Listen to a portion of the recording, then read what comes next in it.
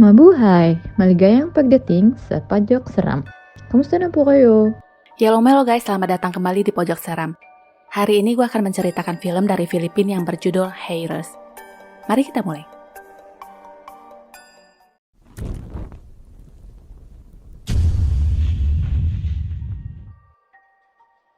Seorang pria bersepeda sambil melihat ke belakang seperti ada yang mengejarnya.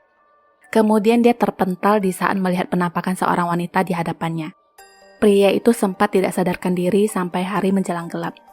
Ketika sadar, kakinya ternyata terluka parah dan dia pun berteriak minta tolong.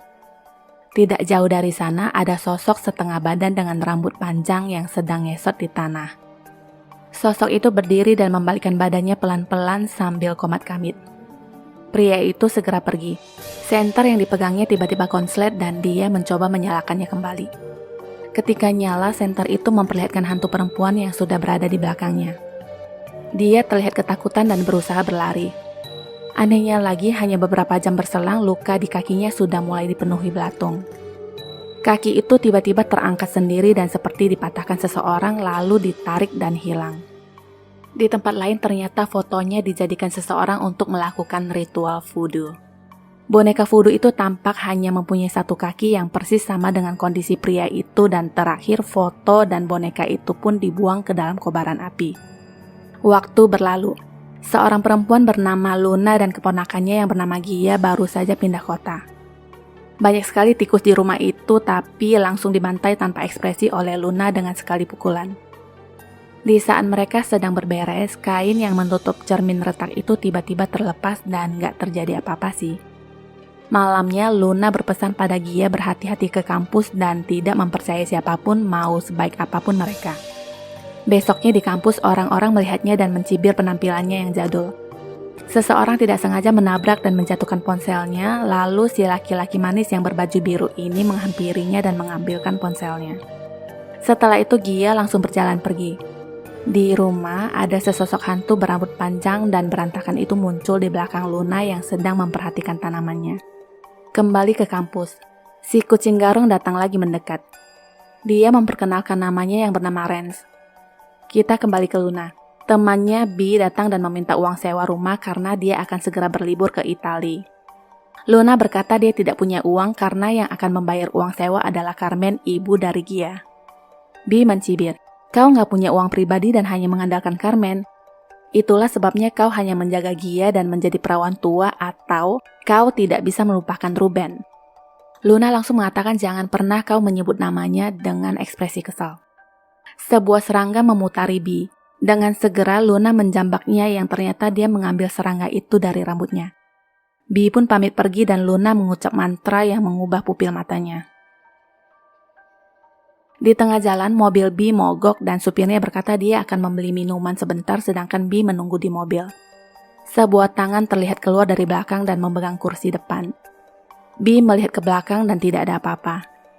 Tiba-tiba tangan itu memegang tangannya yang membuatnya kaget. Tidak sampai di sana, sosok hantu perempuan muncul di sebelahnya. Dia pun segera keluar dari mobil dan tiba-tiba merasa sakit perut. Tak berapa lama dia memuntahkan sesuatu yang menjijikkan dan hantu itu menampakkan diri di kaca spion. Semakin banyak muntahannya dan terakhir, lidahnya seperti ditarik keluar dan menjuntai panjang. Dia pun akhirnya kejang-kejang dan tewas dengan lidah yang terlepas. Malamnya, Gia mengatakan pada Luna bahwa ibunya menelponnya tadi dan mengabarkan akan segera pulang.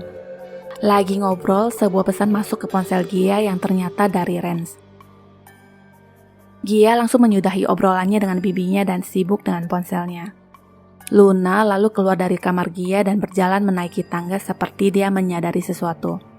Angin berhembus ke wajahnya dan dia pun terpental. Selembar kalender terbang ke arahnya yang bertulisan ulang tahun goals yang ke-18 di tanggal 19. Tanggal yang dilingkari itu tiba-tiba terbakar dan sesosok hantu perempuan menghampiri dan menyentuh wajahnya. Di hari berikutnya Carmen beneran pulang tapi disambut wajah yang flat oleh Luna. Cerita loncat ke Gia. Sewaktu dia mencuci tangan di wastafel, ada sesuatu yang menetes di pundaknya. Dia pun melihat ke atas dan sekilas ada gambar simbol iblis. Yang lebih mengerikan lagi ada hantu perempuan yang nyempil di bilik toilet sambil mengintipnya. Gia berjalan ke arahnya dan mengintip balik. Pintu itu lalu terbanting dan mengagetkannya.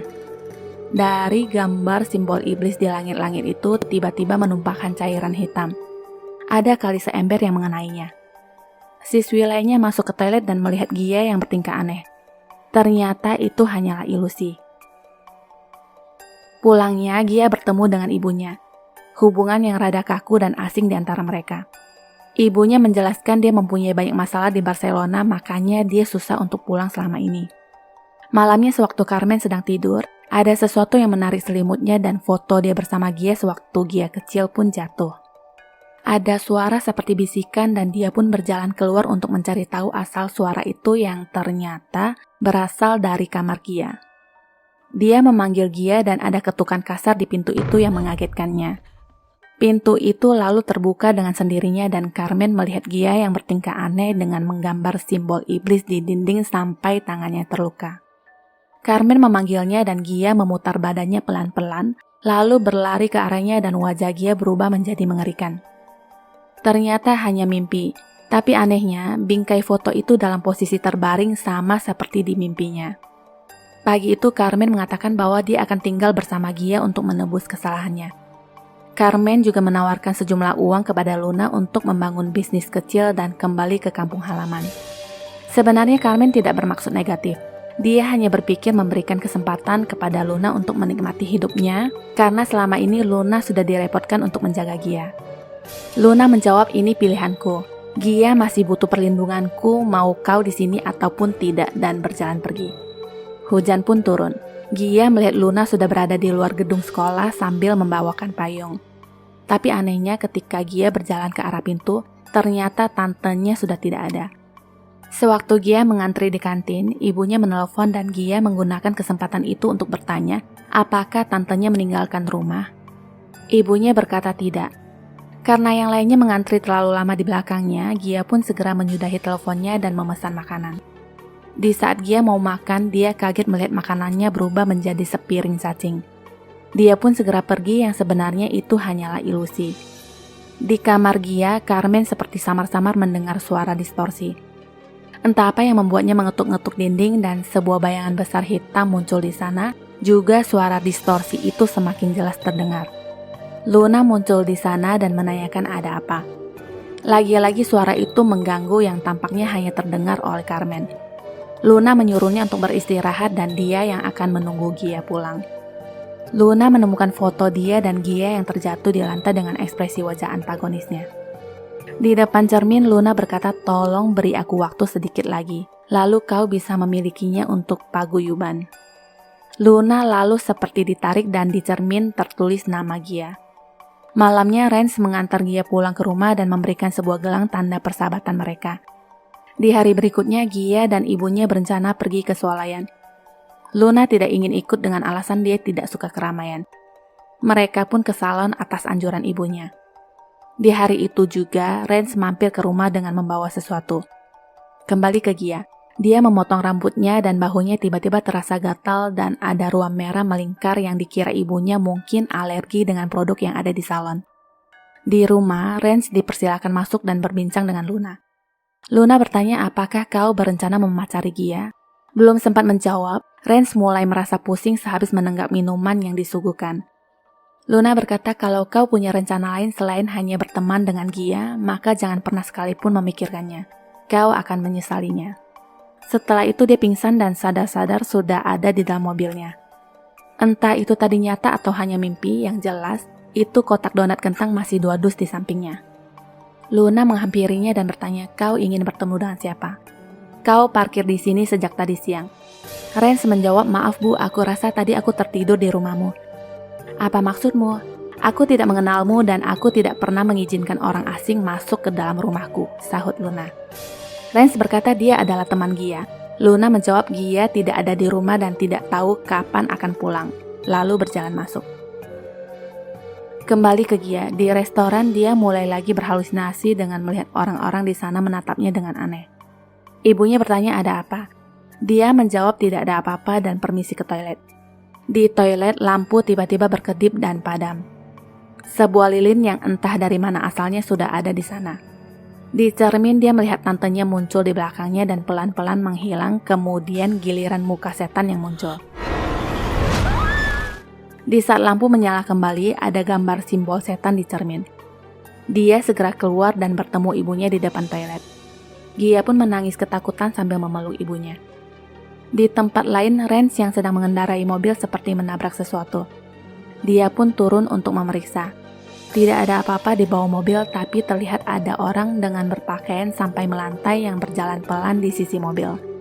Di saat dia berdiri, Rance kaget menyenter sesosok hantu wanita di dalam mobil, dan dia hampir tertabrak mobil lain yang sedang melaju. Kembali ke Gia, sepulangnya mereka di rumah, Luna murka dengan penampilan baru Gia. Dia berkata Gia terlihat seperti laki-laki dan tidak cantik. Ibunya membelanya dan berkata apa masalahnya. Dia hanya memotong rambutnya karena aku yang menyuruhnya. Luna berkata ini masalah besar karena aku yang membesarkannya. Luna merasa dialah yang selalu ada untuk Gia dari kecil dalam suka maupun duka, bukan ibu kandungnya.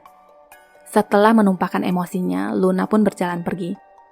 Malam itu di saat Gia dan ibunya sedang tertidur, pintu kamar terbuka sendiri dan hantu perempuan itu sudah berdiri di samping Gia. Hanya berselang beberapa detik sejak kehadiran hantu itu, Gia tiba-tiba hilang. Carmen terbangun dan melihat bercak kaki di lantai. Dia pun mengikuti bercak kaki itu yang mengarah ke kamar dan mendapati Gia yang sedang tertidur pulas di ranjangnya. Carmen keluar dan seperti melihat bayangan yang menaiki tangga yang dia pikir adalah Luna. Dia lalu menyusul menaiki tangga dan memanggil-manggil Luna. Sesampainya dia di depan pintu kamar Luna, dia mengetuk pintu dan kaget melihat bayangan hitam di pintu.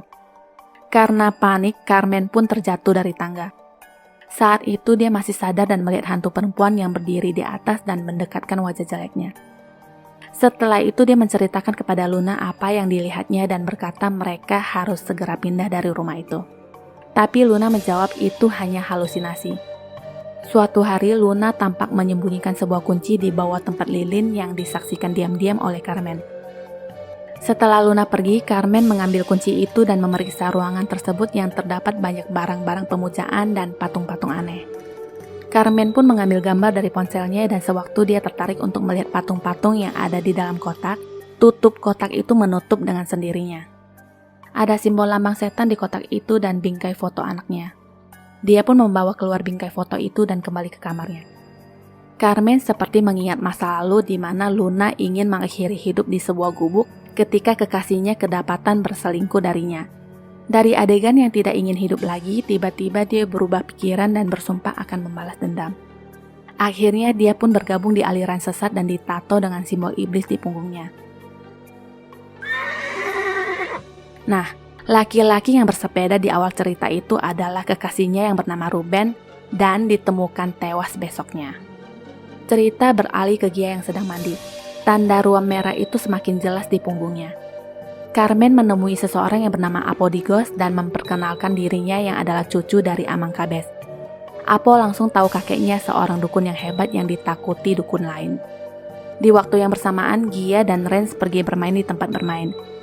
Carmen bercerita salah satu cucu Amangkabes mewarisi kutukan dan masih terus mempraktekkan sihir yang bernama Luna. Ternyata Apo tahu Luna karena dia ada di sana saat Luna ditandai dulu. Carmen berkata satu-satunya kesalahan adalah meninggalkan putrinya di bawah pengasuhan Luna selama dia bekerja di luar negeri. Kembali ke Gia, dia terlihat cemburu ketika ada seorang gadis yang memeluk Rance dan berbincang dengannya yang sebenarnya adalah mantan Rance dulu. Di waktu bersamaan, Carmen terus bercerita bahwa dia takut anaknya diajak bergabung oleh Luna. Carmen meminta Apo untuk membantunya karena Carmen tahu dia adalah dukun yang hebat. Apo menyuruh mereka untuk segera pergi dari rumah itu dan berkata dia bisa mengakhiri kekuatan Luna jika Luna belum diambil oleh Ibu Larang. Ibu Larang adalah entitas hitam kuat yang memanipulasi ahli sihir dan bisa dalam bentuk apapun dan penyihir manapun yang menerimanya. Cerita beralih lagi ke Gia. Dia masuk ke sebuah permainan berlayar yang tiba-tiba memunculkan muka tantenya yang berkata, "Sudah kubilang untuk tidak mempercayai siapapun. Mereka hanya akan membodohimu, menyakitimu, dan memanfaatkanmu. Mereka semua sama, penipu." Di tempat lain, Carmen terus memohon untuk menyelamatkan Gia. Apo berkata selama Gia melawan dan belum mengizinkan Luna masuk, maka masih ada kesempatan. Carmen pulang dan segera mengemas barang putrinya. Luna muncul dan bertanya apakah mereka akan pergi. Perdebatan pun dimulai. Carmen mengatakan bahwa dia tahu Luna masih meneruskan sihir. Luna berpendapat ini adalah warisan nenek moyang dan kekuatan untuk melawan jika disakiti. Sedangkan Carmen berkata itu adalah kutukan dari iblis. Luna bersikeras Gia akan menjadi bagian dari mereka dan mewarisi kekuatan itu. Luna juga merasa dia lebih berhak atas Gia karena dia yang membesarkannya. Carmen berteriak padanya jangan pernah ganggu dia dan Gia. Kalau bukan Luna yang pergi, maka mereka yang akan pergi sambil menutup pintu kamar. Carmen semakin panik. Di saat dia ingin menelepon seseorang, ponselnya terjatuh ke bawah ranjang. Suara orang mengucap mantra mulai terdengar. Carmen mulai merasa kesakitan dan ternyata di tempat lain, Luna sedang menusuknya dengan media boneka voodoo. Carmen pun keluar kamar dan memanggil Luna. Kini lehernya yang sakit dan dia memuntahkan darah. Luna terus melakukan ritualnya dengan mematahkan tangan boneka itu. Hantu perempuan itu muncul di hadapan Carmen sambil tersenyum. Luna pun semakin kejam dengan meremukkan boneka voodoo-nya. Carmen menjadi sangat menderita dengan pose tubuh yang berantakan. Terakhir, Luna mematahkan kepala boneka itu dan Carmen pun tewas. Hantu perempuan ini kini berdiri di belakang Luna dan tersenyum. Beralih ke Gia dan Renz yang sedang mengemudi. Di tengah jalan, Gia seperti melihat ibunya dan menyuruh Renz untuk menghentikan mobil. Gia pun turun tapi ternyata tidak ada siapa-siapa. Dia sangat yakin sekali telah melihat ibunya. Ponsel berdering yang ternyata Luna mengabarkan bahwa ibunya meninggal. Besoknya di acara doa kematian ibunya, Luna berakting baik dengan berkata akan selalu menjaga Gia.